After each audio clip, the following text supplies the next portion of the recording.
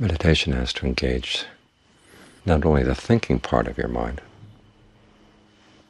but also your emotions.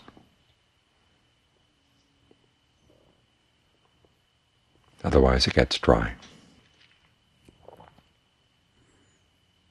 and doesn't totally train you.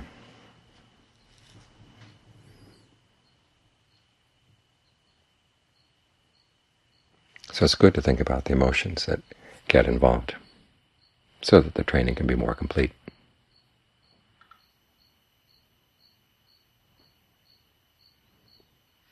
The first one you're supposed to bring to the training is samvega. That's the emotion that Prince Siddhartha felt on seeing the old person and the sick person and the dead person.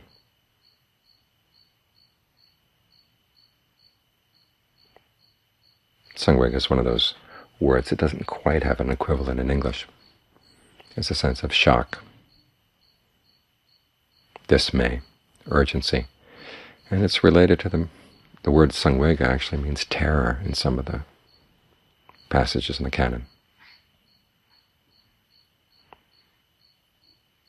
It's a really chastened realization about what life is like, that the pleasures you're pursuing are fleeting. They never really provide satisfaction. You look at you yourself, and you're fleeting as well.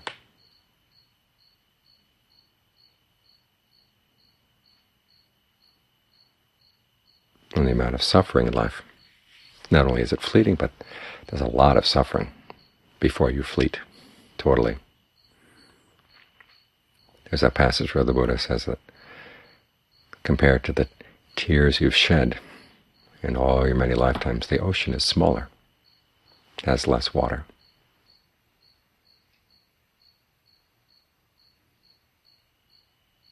You've drunk more milk from your mother's breast, whether your mother was human or a dog or whatever, than there is water in the ocean.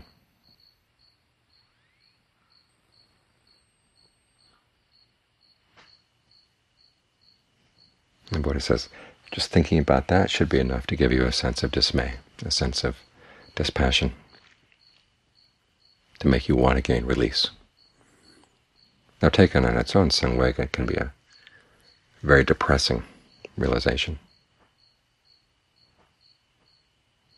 which is why it has to be paired with pasada, or confidence, the confidence that there is a way out.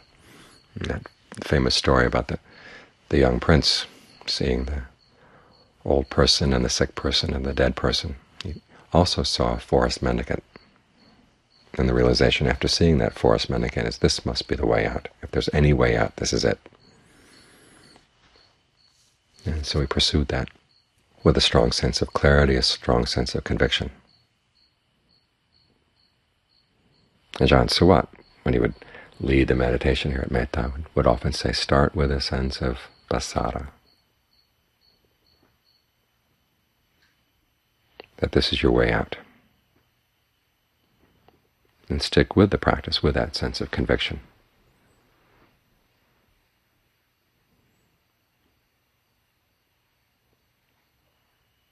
Confidence, desire.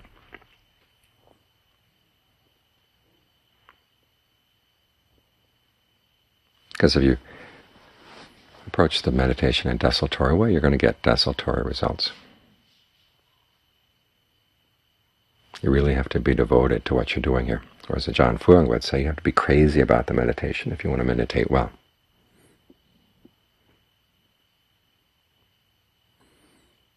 You have to learn to get the meditation so that it really engages your imagination.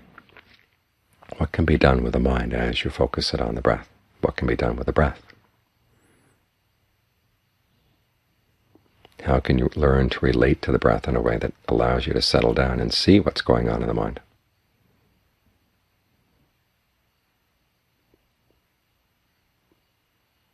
And when you come up with obstacles, you won't have this sort of inquisitive mind that doesn't just give up in the face of the obstacle, but tries to find a way around, with a conviction that there is a way around. That's what the confidence is there for. If you're lost in the woods and think there's no way out, there's going to be no way out. If you think there's a way out, at least you have a chance of finding it.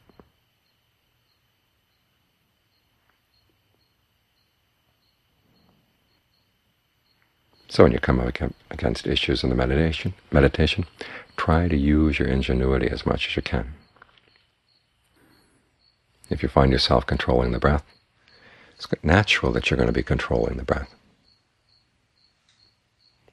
In fact, it's important that you realize that that's happening. Many times they say, well, let the breath come in and out on its own and don't control it. What happens then, though, is that you don't notice how you're controlling it. It all goes underground. What we're doing here is bringing that issue up into the opening. It's okay, as long as you're controlling the breath, try to control it skillfully. And what is it that controls the breath? There's an intention and there's a perception.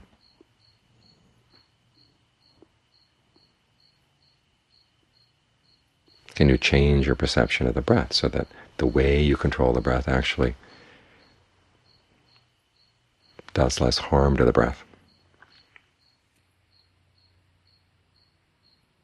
What ways of thinking of the breath coming in and out of the body help to overcome the unhealthy or unskillful ways that you control the breath?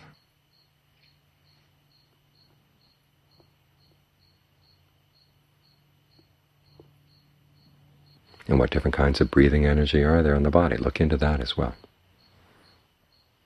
because you find that different kinds of breath energy are helpful at different times. When you've got lower back problems, it's good to think of breath energy coming up from the soles of your feet.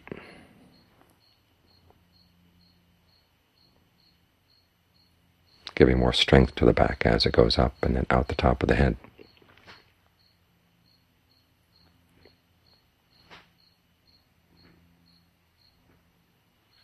If there's a tightness in the chest, think of the tightness spreading out through the shoulders and out the arms and out the fingers.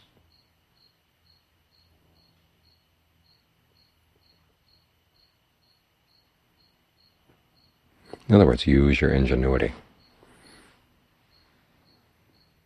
so that you become more and more interested in staying in the present moment.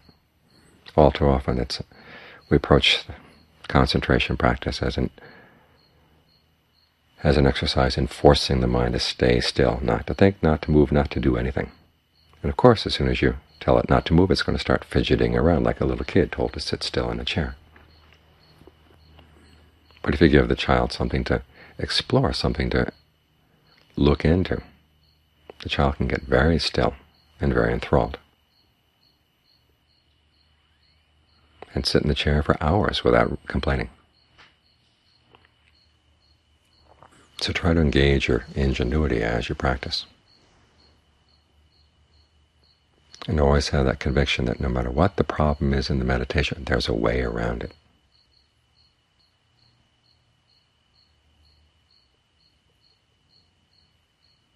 That confidence is what's going to see you through.